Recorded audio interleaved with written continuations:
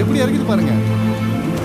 எப்பா எப்படியாச்சும் வாங்கலாம்ப்பா, மணிக்கணக்காக உட்காந்து அரைக்க தேவையில்லைல்ல. இன்னைக்கு ஒரு ஆட்டு மிஷினால என்ன வேணாலும் செய்யலாம், ஆனால் கை பக்குவம் வரணும்ல, அது மனசுலேருந்து வரணும்.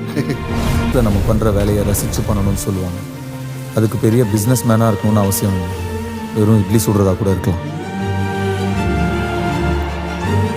முழுக்க நம்ம கம்பெனிக்கு வந்ததுக்கு 15% ப்ராஃபிட் இன்க்ரீஸ் ஆயிருக்கு. சூப்பர்யா, சரியான வேலைக்காரையா நீ. நமக்கு அப்புறம் இந்த வீடும் நம்ம கடையும் அப்படியே போயிடுமோன்னு. அவன் எங்கே போக போகிறான்? இங்கே தான் திரும்பி வர போகிறான், இங்கே தான் திரும்பி வர போகிறான், இங்கே தான் திரும்பி வர போகிறான். தள்ளிக்கங்க. ஏப்பா முருகா, அந்த பொண்ணு கயல் யாரு? மும்பிட்டு வேலை செய்து ఒక్కాలి కొమట్లో కుట్టినానా. You're the best. நான் உனக்காக ஒரு பெரிய எம்பையரே கட்டி வச்சிருக்கேன். இப்படி பொறுப்பு இல்லாமல் சுத்திக்கிட்டு இருந்தா இப்படி. Look at Murugan.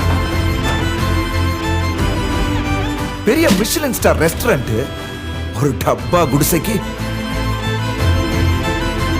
அது வெறும் கடையில் தம்பி, இந்த ஊரோட அடையாளம்.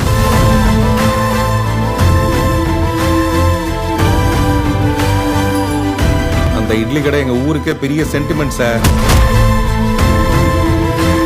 அவனை முழுசா அழிக்காம நான் இங்க வர மாட்டேன். வேண்டாம்,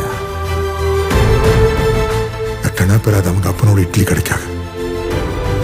அவன் சாகிறதுக்கு ரெடியா இருக்கா.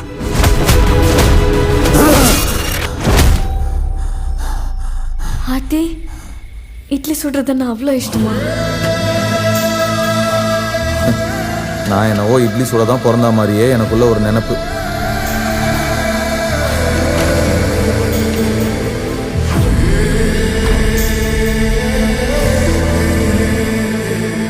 அந்த இட்லி கடை எங்க ஊருக்கே